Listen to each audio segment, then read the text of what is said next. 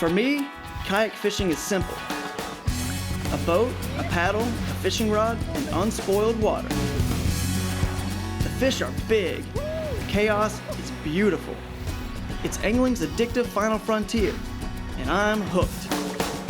I'm Drew Gregory, and this is Hooked on Wild Waters.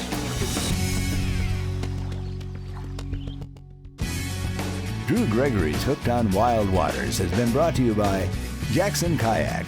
We make fun. Z-Man Lures, the science and art of fishing. Smith Optics. Smith is fishing.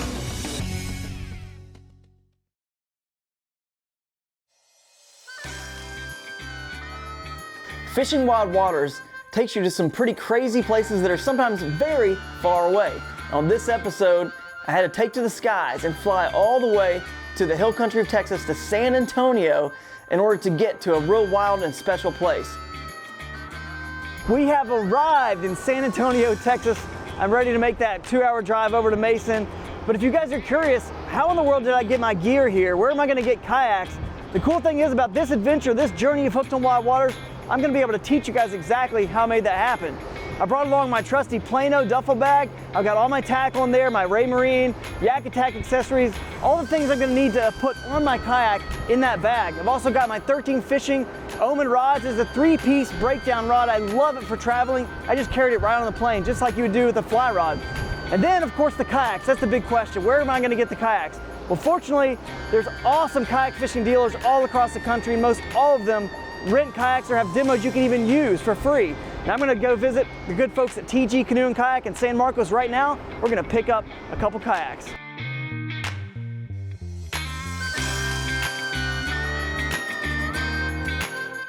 So now that we got these kayaks, we are on our way to Mason, Texas.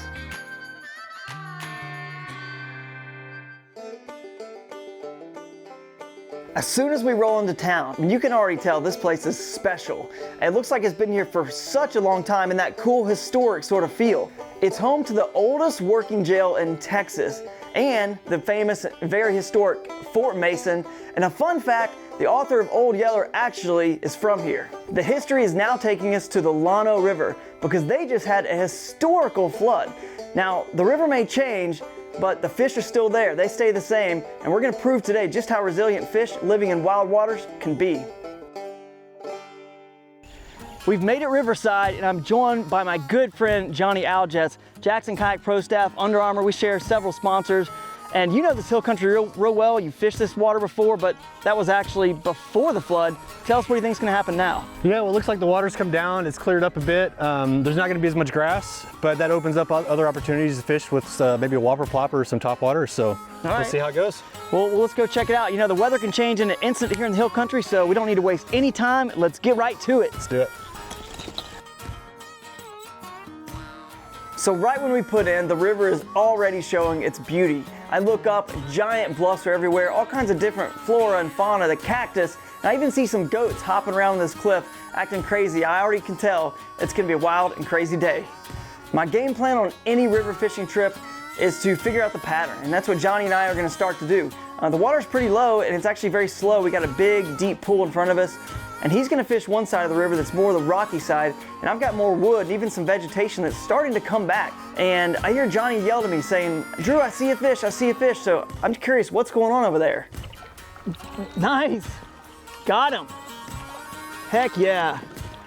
As Johnny's over there catching the bass off bed, I'm not shocked that I get bit in the same sort of zone of the river. That happens a lot. I'm fighting this largemouth in, and I notice it's got a friend with it, trying to eat the bait out of its mouth. I try to throw in a jig and get the second fish.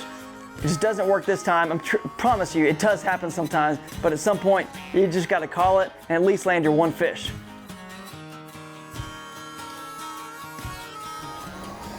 All right, so we got a nice, what looks to be like a post-spawn fish, maybe a 3-pounder.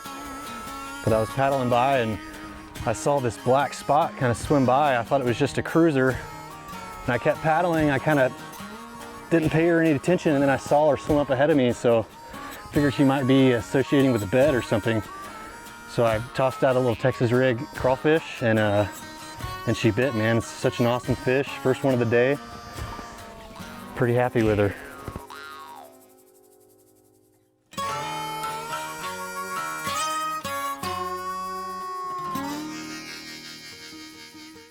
We work our way downstream and we hit a section of actual small rapids. And it's a lot shallower water, swift, and this is typically the area that the small guads really excel in. The Guadalupe bass is a unique fish to this area. It's a beautiful fish, and they predominantly eat crawfish, which is why I'm gonna put a TRD crawls on a Ned Lock's head, just throw it out there, and I'm pretty sure I'm gonna have some success on this bait.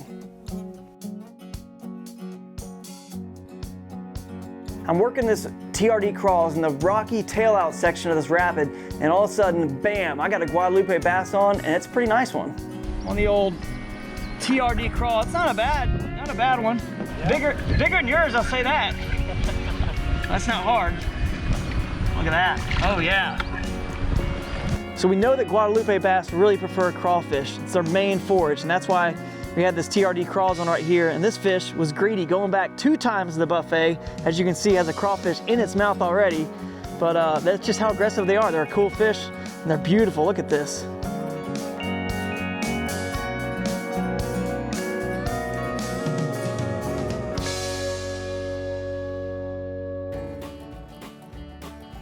I always get excited on the river when I can hear a rapid coming up.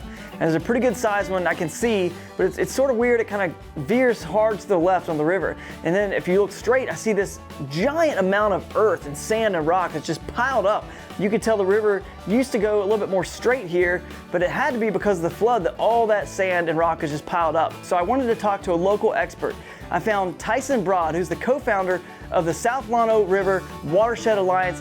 He's going to teach us more now about the recent historic flood the Llano River had. So recently in Mason County and all up and down the Llano River, we had 2 significant floods. One happened October 8th, resulted in 4 fatalities upstream in Junction, unfortunately. And then an even larger flood October 16th, which was the 2nd largest flood ever recorded on the Llano. The elevation was somewhere between 35 and 40 feet, so we wouldn't have wanted to have been standing here today. It blew out a lot of habitat, scoured out a lot of the pools, but also cleared out a lot of debris. We hadn't had a rise on the river in 14 years. A lot of folks around here say we're not seeing the fish like we used to, and that's to be expected. So you get an event like that, it's going to blow some of the fish out, but they've been living through these events for millennia. You know, this happens whether we're recording it or not. And they get up into the side channels, they find refuge, let the big flood waves pass, and then they come back and recolonize an area. After learning more from Tyson about the flood, it really is a miracle that fish survive and they're still in this river. And we're catching plenty of them. And we're finding the Guadalupe bass in the rocky, swift sections, and the largemouth bass are in the slower pools. We're having a blast. Now the sun has come out and it's just this beautiful bluebird sky day, and that crystal clear water really allows you to see how many fish are in this river. It is insane. It's so beautiful to look down and see them all. And now, of course, even making casts, be able to watch your bait get smashed by these bass. It's a lot of fun. Oh, there she goes. There she is. She hammered it. Nailed it. I got to get this fish in fast because I'm actually headed straight for some branches, some bushes, and a lot of trouble. Kick myself off that log. Oh man, I got her in. That was crazy, crazy fight. That stuff does not happen anywhere but wild waters. Not only are the fish back in the water, I've seen so much wildlife on this trip. You know, whether it was a turtle, beavers, I mean, clearly you can see the entire river and the ecosystem is back working in sync just like it's supposed to. If you've watched Hooked on Wild Waters long enough, you probably already know I'm a big fan of history, geography, and just educating myself and you guys about the areas that I'm fishing. And one thing that was really cool about Mason County is actually it's the only place that you can find the state gem of Texas, which is the topaz. I wanted to learn more about the topaz, so I found a place called Country Collectibles and a guy named Warren Grote. He's going to teach us more about this cool gem and where you can find it. Well, topaz is our state gemstone, and Mason County is the only county in the whole entire state of Texas where you can find it. We have all these granite outcroppings in Mason, in the north part of the county, and when the granite was molten, it had pockets of gas in it, and as it cooled, the gas interacted with the minerals in the rock, and crystals grew out the top of the granite. If it had fluoride in it, it made topaz. If it didn't have fluoride in it, it made quartz. Where you'd find topaz is along Honey Creek, and it runs into the Llano River, so after a big rise, Technically, the topaz could be washed into the river, then washed downriver, and so you could find it in the Llano River, but mainly you find it along Honey Creek and some tributaries up in that area. It's views like this behind me on why exactly you come to the hill country, and specifically the Llano River. This sandstone bluff has been eroding away for hundreds of thousands, millions of years, so it just can't help to think about the history on this river. And of course, when you look at it, it's the perfect photo op. You gotta stop, grab a bite to eat, and make sure you get that photo. As you know, we have camera guys out there, we have a crew with us, and in this situation, we fly the drone, we're getting this cool shot, and all of a sudden it loses signal and says it's flying home. Never flew home, and somehow got stuck about 150 feet up in a crevice on this bluff. If the fish weren't challenging enough to catch, we now have a new challenge on our hands. Operation Drone Recovery.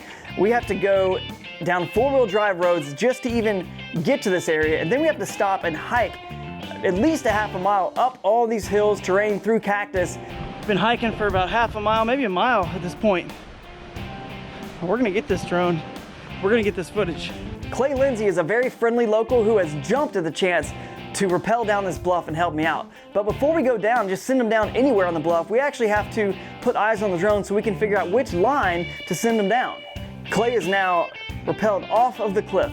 He's working his way down, and quite frankly, I am terrified just being 5 to 10 feet from the edge of this cliff. I don't know how he does it, but he gets down there, he's got the drone, he sees the drone, I can see that he's got it, but then something happens, I hear a splash, and he yells, and I'm like, what was that? He was like, the GoPro. It somehow got dislodged from its housing and fell down in the river. So of course, it all comes full circle back to the river. Fortunately for us, Clay finished his rappel down. It was shallow enough where he could still see where the GoPro was. He got it. This really has become a challenge and an adventure I will never ever forget.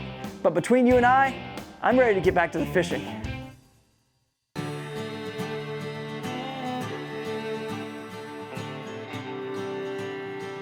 I'm working my way down towards the end of this bluff, and giant boulders are all in the water. You can tell it's a spot that definitely should hold some bass. I throw right around a big boulder, and I can't see it yet, but I can feel it. I got smashed on the chatterbait by another nice largemouth bass. He came out and just darted. Like I said, when they're there, they come racing for it. They don't play around. He's got a scar on him both sides. He got caught by a bird. I'm pretty sure, because look, on both sides, like maybe a talon came and grabbed on this side, grabbed on that side. With how fast bass grow, the future is definitely looking bright for the Llano River. And hopefully the future for me is looking bright and we can get one more good fish before we end our day. I literally have about 100 yards left. I can see the takeout, and I'm still fishing hard, trying for one last nice fish. And I get bit, and it's a solid Guadalupe bass, my biggest one of the trip, a perfect way to end the day. There's a fish. That feels like a decent one. Oh yeah, decent largemouth. Probably the best one of the day right here. Unless it's a guad, then it's like oh, it is a guad. It's a nice one. Look at this guy. Whoa, nice. It was so cool to catch my biggest guad of the day at the very, very end, the last section. You know, sometimes it's not about the size of the fish. It's just about each fight and each strike.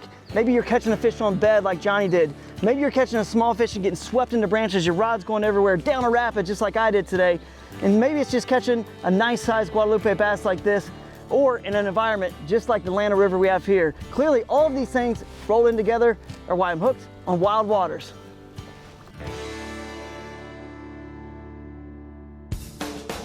Drew Gregory's Hooked on Wild Waters has been brought to you by Powerpole Shallow Water Anchors, Swift, Silent, Secure, Ray Marine, specialists in marine electronics, Yak Attack, rigging the dream, Bending Branches, pretty, smart paddles, Orion Coolers, never lose your cool, 13 Fishing, make your own luck, Tennessee Trailers, the only name to have behind you.